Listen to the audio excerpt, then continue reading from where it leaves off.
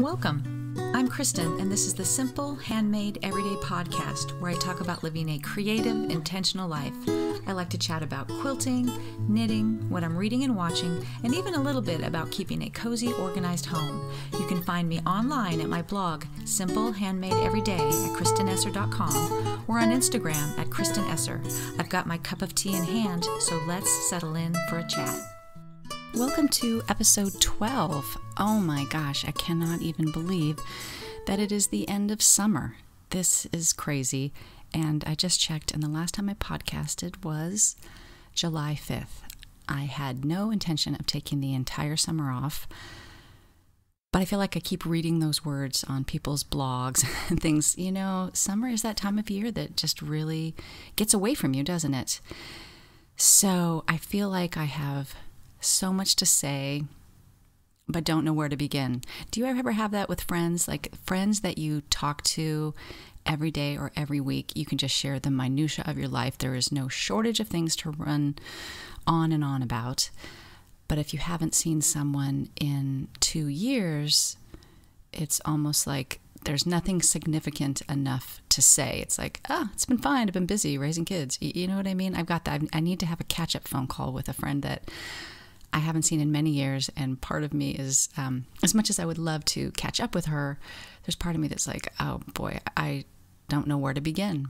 Where I have other friends that I go for a walk with for an hour, and then we'll go out for a glass of wine and talk for another 4 hours, and still come home thinking, oh, we forgot to talk about this, we forgot to talk about that, we never finished that. So anyway, so that's how I'm feeling about talking with you guys today. It's like, it's been, oh my gosh, almost 2 months. That is so crazy. So, but I'm so happy to be back.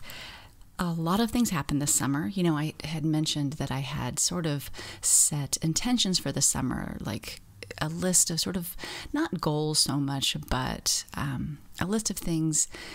When I got to Labor Day, which today is August 31st, Labor Day is Monday, which I feel is like the official end of summer. Labor Day is, even though around here, we still have plenty of hot weather to go.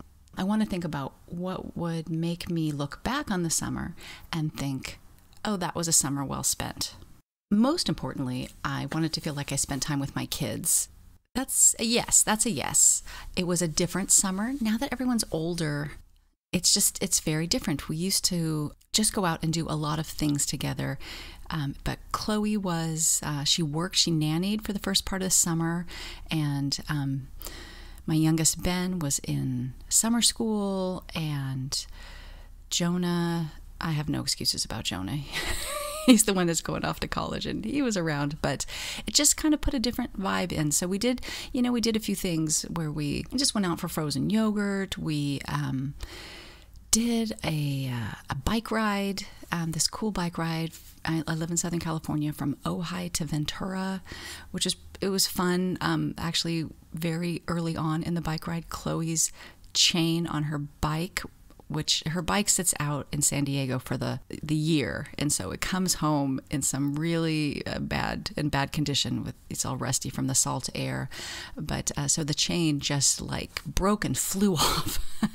Luckily, we were at a pretty good point where I just had my husband take the boys all the way down to Ventura, and I was able to ride my bike back to the van, grab the van, pick up Chloe, put everything on the bike rack, and then we just drove all the way down, visited the Patagonia flagship store, which is just 30 minutes from my house. I've never been.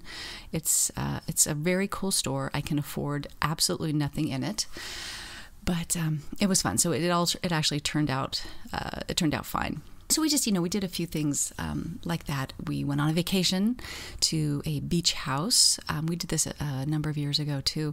The beach house is in reality only about 30 minutes away from where we live, but it just puts you in such a different frame of mind to not be at home.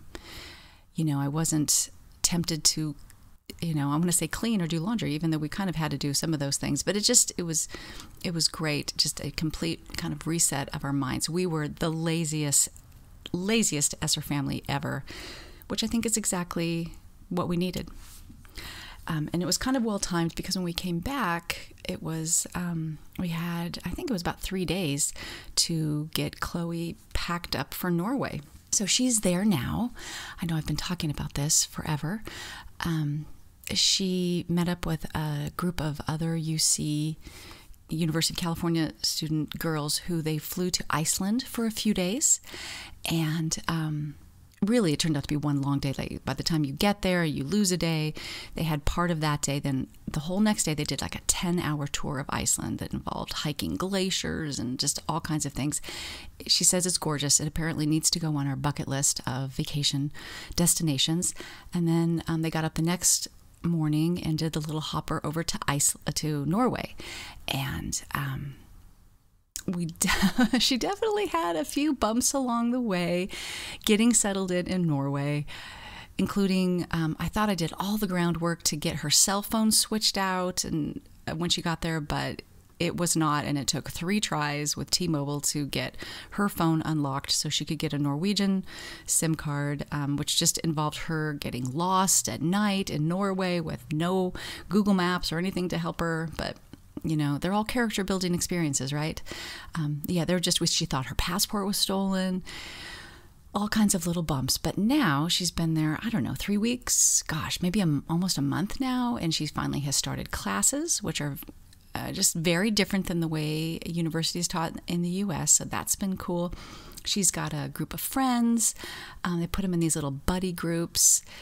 So she's got this group of friends from Germany and the UK and Switzerland, and she's just, absolutely having the time of her life. So I'm just glad to have her over there and settled. And I have booked my flight to go over and visit her.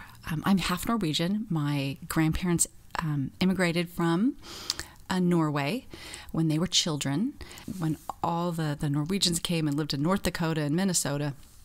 So that's kind of the history in my mom's side of the family. So I'm super excited about that. I have rented this adorable Airbnb guest house that is right next to the Viking Ship Museum, which is actually a bit of a haul from where Chloe's dorms are. At the University of Oslo, the student housing is spread out all over Oslo. So she's out like in a forest near a lake, which is really great because she's getting into hiking, which is awesome. And I am like really in a different part, but I thought that would be okay because we'd probably spend a lot of our time right in Oslo proper. So anyways, I'm very excited. I'm going basically at the beginning of November. I need to find a coat because I sent my coat with her. So anyway, so I'm just so excited about that. Oh, and there's one other funny story. So I'm sending my baby girl, my 20-year-old baby girl, on this, flight to a different country. We go to LAX. I'm standing in line, and these people come behind us. I just kind of glance at them and smile, and then I look at the woman and smile and look away, and then we both kind of lean forward and look at each other, and it is Kelly from Super Buzzy. If you know that store, I know it's a very popular store. It's in Ventura, which is not very far from me, and I said, Kelly? She said, Kristen. So we did when Minky and I did Sew Illustrated, we did a book signing at Super Buzzy. So and I've been in a few times, I know Kelly a little bit, but it was she and her family were going to Iceland on vacation. And it was so cool because she was just like, if you have any trouble when you get to Iceland, Chloe, with baggage or, you can't find transportation, we've got a car, we've got your back. And it was the coolest thing in the world to know that there was somebody on that plane that could, help her out. She was meeting 3 other girls. They were all flew over there together out of LAX, but still, it was just like, just did my heart good. So Kelly, if you're listening to this, it meant all the world to me to know that there was somebody that would take care of her on that flight. So that was really fun. So she's off doing that, and meanwhile, back at home, my youngest Ben's starting his 10th grade year at high school, and he's just got jazz band and soccer and AP classes, and it's just that really intense time of high school. So he's just kind of, getting into the swing of things. School has already started here, and then Jonah, we're just getting ready for college, and it's really funny helping him get ready for college is very different from Chloe and I. Chloe and I, we went out to dinner. We visited store after store looking at bedding and discussing color schemes, all kinds of things. And what Jonah and I did is sit down on the couch with a laptop and order everything from Amazon. And the few things that didn't make sense to order from Amazon, we hopped in the car and went to Target and knocked it out in 10 minutes. And I'm showing him bedding, like, what do you think about this and this? He's like, I honestly do not care. I'm like, okay, well then I'm ordering this one. Yeah, so it was hilarious. Even yesterday, we popped over to Costco. Actually, I needed to get a passport photo taken because I'm glad I checked, but my passport had expired. So I went to Costco to get a passport photo taken, and I said, let's go there and we'll get you a printer, because his roommates, they've parceled up the mini fridge, the microwave, and the printer. We are designated printer providers, and in true Jonah style, we looked at the printers they have at Costco, which is usually where we buy our printers. He Googles it. He says, like, there's a bunch of 1-star reviews on this, and he just bought a different printer online from Amazon while we were standing in Costco. And he's like, I don't know why anybody shops in person anymore. And I'm beginning to kind of agree with him. So anyways, so that's kind of the long and the short of the kids part of the summer. Boy, I'm 11 minutes in and I've not talked any quilting. So let me just go on to say that I had deep cleaning of the house, things that I really wanted to accomplish. I did very little of that, except for the fact that I finally lined those drawers with cork. I did a blog post on it. I'll put a link in the show notes. It looks lovely. It took exactly 5 minutes. I don't know why I put it off for like 4 months, but I did. So that's very nice. And I have big aspirations to clean the house. I mean, to really deep clean and organize. I haven't done it, but I think we're going to host Thanksgiving this year. And I'm going to be gone at the beginning of November, which means I should probably, I have this thing when people are going to come and stay with me, all my secret areas that are not so beautiful, like under the sink or in the bathroom cabinets and things like that. I feel like I need to clean those out. So lest I not be harshly judged, not that my family would judge me, but then I just reap the benefits of it, for the rest of the year. So I want to kind of get on that. I talked a lot about gardening in the spring, and we worked our way around probably 3/4 of the backyard, just really getting it in shape, but lost traction on the last quarter, but that's okay. We can keep plugging away at that. And the garden, oh my gosh, I planted sunflower seeds, and those things grew to be 15 feet tall. It was the craziest thing. They were amazing. I took a few pictures. I'll put them in, maybe put one in the show notes, but that was really fun. We're still reaping the benefits of the tomatoes right now. We didn't really get much in the way of strawberries, but I think they will bear next year. So I'm kind of happy about that. I'm actually thinking, just another thing to do, isn't it? I started thinking that it would be fun to use parts of the garden in the off season to grow a flower cutting garden. So that's something that I want to kind of look into. In California, we have such a mild winter that I think we can grow a lot of things that other places you grow in the spring. I'll have to do a little research on the types of flowers that I could plant so I could cut them and bring them indoors, and that would make me so immensely happy. All right, I am nearly 15 minutes in, and I haven't really talked quilting or knitting or anything like that, but I do have to say, I usually talk about my cup of tea, but I'm recording this so early this morning because I've really been meaning to record this podcast for the last 2 weeks. But like Jonah hasn't gone away to college yet, so he's here, but he's asleep. So I'm on my second cup of coffee of the day. So no fun tea to report. I checked no new reviews to report. So this is where the part of the podcast where I say, if you enjoy what you're listening to, I encourage you to leave a review, forward it to a friend, share it, just all those kinds of things that help it grow and help us to create a little bit of community here. So today I'm going to talk a little bit about quilting, knitting, books, and maybe a smidge about homemaking. So let's start with quilting. I did a lot of quilting over the summer. I did. I was involved as a chef in the Moda Bake Shop Quilt Along, the summer Choose Your Own Adventure Quilt Along, which was a medallion style quilt. So it was revealed, there was a center block that was revealed on like Monday. And then there was always like these little skinny borders between them. And then the next week, they would reveal 2 choices for the border to go around it, which is how medallion style is quilted. There's a center block and then just a series of pieced borders. So I kept up with that really well throughout the summer, which was not always so easy because, you know, the quilt gets bigger and bigger. So I have a center star and then 4 patches, and then I did what was called like a modified pinwheel, and there's like, I think there were 48 of them, and then 100 flying geese to go around. And then the last one, I don't even know what this, I looked it up, but I can't remember what the last border was called, but there were a lot of them. I think there were 48 actually. And I was really hustling to get that done before we left for the beach. I was working ahead, and then I completely lost traction on it because I wasn't sure what I wanted to do for the outer border, and ultimately I just ordered more fabric and just did a blue border. And I just actually finished that up. It sat for over a month. I finished that up. I'm looking at it right now. It's big. It's one of the biggest quilts I've done. It's 73 inches square. I rarely make square quilts because we are not a square family.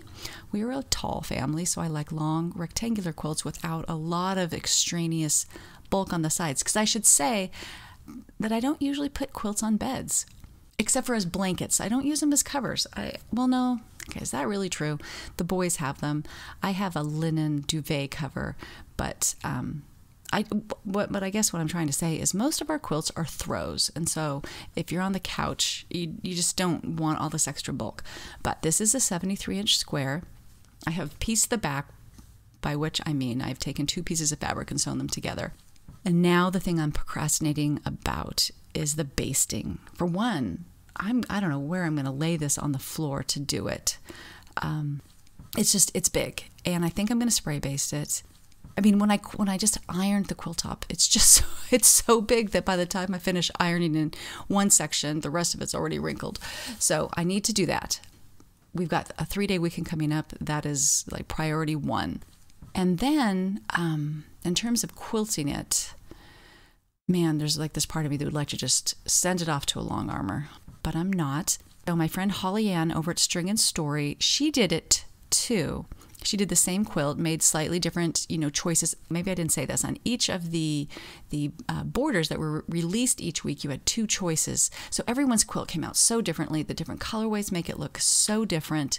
She did hers in this stunning navy red and yellow combination. It was absolutely gorgeous. And she's all about teaching people to free motion quilt. She is doing this series on her blog. She has online free motion quilting classes.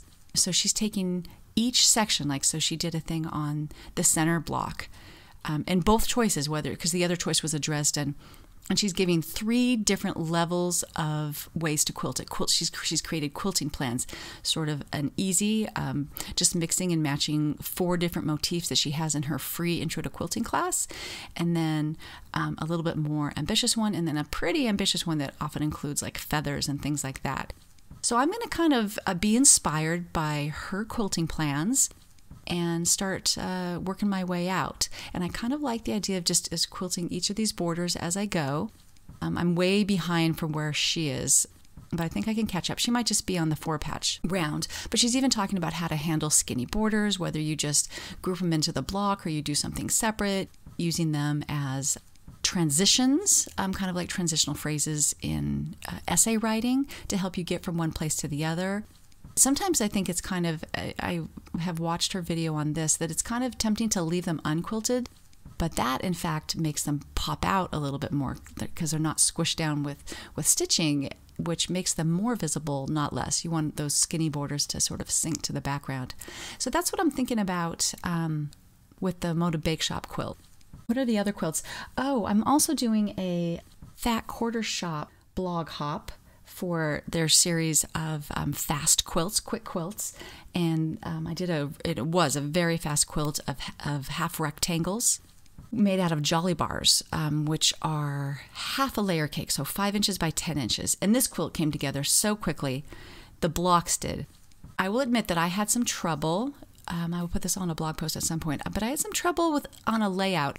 I wasn't keen on the layout for the quilt as provided, so I wanted to kind of do my own thing with it. Half rectangles create some pretty severe angles, and these blocks are big, so I just had a little trouble coming up with a layout that didn't look jarring.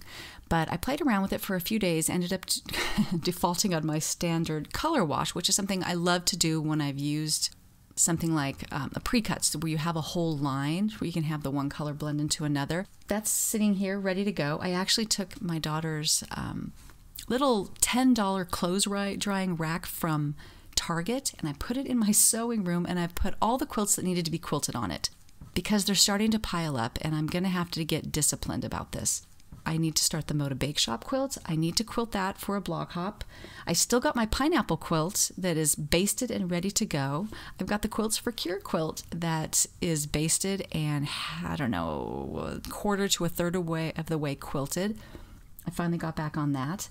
And I've got a couple other quilt tops that need to be quilted, and I didn't think I was the kind of person that made quilt tops and didn't finish them, but I am in danger of becoming that, so I need to restrict myself. I think I'm going to not start piecing anything until I have a number of these quilted.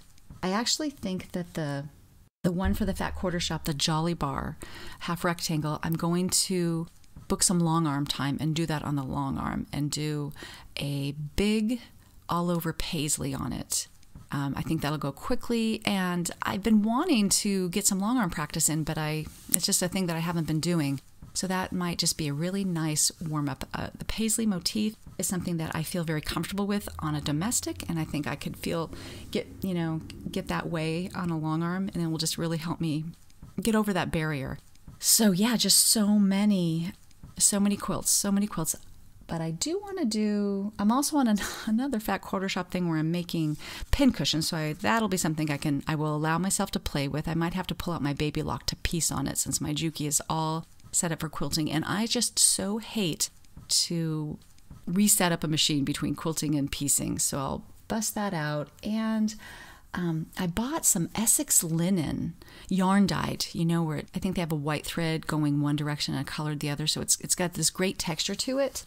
I had mentioned that I was going to do the Rooftop Wonders quilt for my son Ben, but I was thinking instead of just solids, for the neutrals in that quilt, I thought I would do this Essex yarn dyed linen for a little dimension. So I bought a bundle from Etsy to mix with some solids to see if I liked that look. And my practicing with it, I think I'm going to do a little throw pillow for my bed. And so I have a pillow sitting in my sewing room right now so that I can just kind of measure it. And it's been sitting there for a couple weeks, but I just need to kind of knock that little pillow top out. And so that'll be maybe a fun project. But that's the only thing. Pin cushion, pillow, only things I'm going to piece until I at least get 2 of these quilts quilted. Well, the knitting section of this podcast is again going to be a little lacking. It's funny, when I started this podcast back in February, I was really hot on knitting at that point. And it's funny how that mojo kind of comes and goes. I did finish a pair of socks for Chloe to go with her to Norway, and I know she's worn them. So what's hilarious about that is, I had such big ambitions. I was going to finish her this sweater and a shawl and these Scandinavian colorwork mittens, which just ended up being so hard. And all I did was finish a pair of socks, and I finished them like the day she left. But I have adjusted my expectations here, and I have a hat pattern that we talked about long ago, Chloe and I, from that I saw on this podcast called Knitters League. It's these 4 women who get together and do this podcast, and they're all friends, and it's very cute. But so anyways, I need to just do a hat. That would be so much more doable. And it's something that I can either send her as a little care package or bring it with me when I come. So that'll be nice. So we'll see if I can just kind of, and I need to get back on my sweater because it's really just got a sleeve and a button band to go. So I just need to adjust my expectations. And I'm just feeling more like sewing than knitting right now. So yeah, so that's it. I finished some socks, and they were on Instagram. There was the sort of the race to the finish that I was posting on Instagram. So if you want to follow that story, feel free. But let's move on to books. Okay, this is something that I did a lot of. I did a lot of reading this summer. I'm not sure I'll be able to convey it all to you, but it's been great. I've just loved really getting back to just reading, like during my beach vacation, just read so much during the day. I just read and knit and sat in the sun, and it was awesome. So the first thing I finished was A Gift from the Sea. And I had mentioned before that this was a book that I have, so many people love, and I'd started it several times. I own it as a Kindle, but I decided to borrow it from the library to just have it in my hand to see if that made a difference. And it did, for a weird reason. Number one, you really realize how short this book is, and there's no reason in the world why you can't finish it. So I did. I finished that very quickly. Now that I've been through it, beginning to end, I know I will reread it maybe once a year. There is so much wisdom in that book about living life with kids, how to figure out accomplishing the things that you want in your life while still, having a family. It was very, very inspirational. I highly recommend that book. It's fun to read, kind of as a vacation thing. That's short, but it's not light necessarily, but it kind of makes you think about your life and where you want it to go in really positive ways. I also read The Beach Street Knitting Society and Yarn Club. Totally loved it. If you're not a knitter, it's not overly knitterly. She does own a yarn shop, but it takes place in England, about a woman with young kids whose life takes an unexpected turn with her marriage, and she ends up taking over her grandmother's yarn shop in this kind of touristy beachside town, and just all the ways of making that big transition. Yeah, just the ups and downs of that. It's a very character-driven novel. Huge things don't happen plot-wise, but I have learned that I really love character-driven novels more than plot-driven novels. I just really want to spend the day with people who are just going about their lives and doing kind of interesting things, and it doesn't matter that, there are not big plot twists and turns. So if you like that kind of a book, I highly recommend it. I also read The Double Wedding Ring Mystery by Claire O'Donoghue, and she writes these pretty short little cozy mysteries about interestingly, a girl who is working in her grandmother's quilt shop. And I've read all of these little mysteries. This was kind of the last one that I hadn't read, and I don't think she's written any since. And I really enjoyed them in the past, but as I'm reading this, I'm just like, this is kind of too light. I think I'm over this little cozy mystery genre, and almost didn't finish it. But I just said, you know what? I bought it $2.99 on Kindle. I'm just going to finish this. But you know what? By the end, I was looking it up to see if there was another one. So it kind of came around. Definitely a light read. The other book that I'm reading, I read Deep Work by Cal Newport, which is a nonfiction. It was great. It was very much about creativity and focus, and really about how to work in a distraction-free environment, whether it's your paid job or your hobby or whatever you need from your life, but how to sort of get off social media and really focus. And I've been really passing these little tidbits on to especially Ben, who's really getting into the hard classes in high school. And I said, I know it's part of your generation to, have the music on in your ear and Reddit open on this tab and Snapchat open here, some sort of, group chat going on Messenger or whatever while you're doing your homework. But I'm like, just do not buy into this. You're going to have a lot of work to do. The studies show that these kids who are, going to Harvard and doing really well in their SATs and ACTs, they don't necessarily put in more time studying than everyone else, but they put in focused time, free of distraction. So I've been kind of passing that on, and he was studying for an AP Bio test last night, and he even said that he put on ear-canceling headphones and sat there and studied, and said it was kind of amazing how all these things just sort of started coming together when he was just in this deep concentration mode for really just about 20 minutes, It's these small bursts of deep concentration are really useful. So that was a great book. And now I'm reading Essentialism, which is kind of, hand in hand with that. Again, freeing yourself from the distractions that are not moving your life forward, and just freeing yourself from that and figuring out what to focus on and excelling in that. So those are kind of the self-helpy books that I've really enjoyed this summer and are trying to, and are making a bit of a difference in my life. I actually deleted a bunch of apps off my phone just so that I can not be so tempted to be on it. And I actually ran across an Instagram post of this woman who took all of the apps on her phone, put them into one folder in that sort of, on an iPhone, in that bottom bar, so that her actual iPhone background shows through. It was like, like the ocean or something.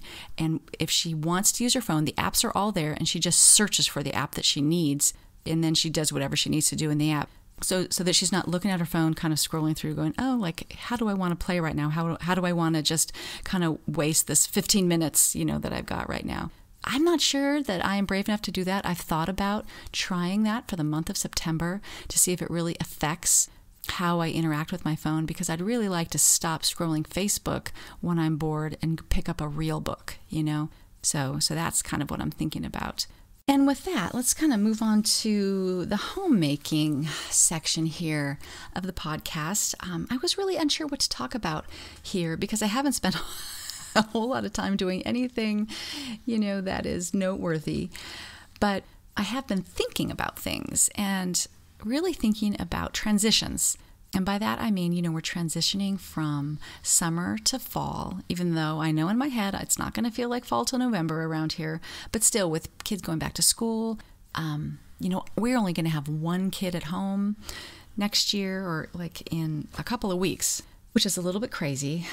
So I'm just thinking about changes of routine, changes in the yard. We're going to be pulling out the garden probably pretty soon. I mentioned kind of maybe putting in a cutting garden. Those chores will sort of, ease up. I still really like to use those outdoor spaces. We're still eating outside. I'm still, spending a lot of time, out in our little sitting area. But just thinking of different ways for our living spaces to reflect the change of seasons. So I got a book out of the library, which I am enjoying very much, called, it's not in front of me. I'm going to say, I'll put a link in the show notes, The Perfectly Imperfect Home. And it's actually a home decorating book. It is gorgeous. The whole book is watercolor paintings of actual rooms. So it just has this really cool look to it. It's just like an inspirational book about creating spaces. So the first day that I read this, I made all these little adjustments in the house, including I got rid of this big fake plant that I've had in the corner of the dining room / sewing room for a long time. And I just decided I'm done with fake plants.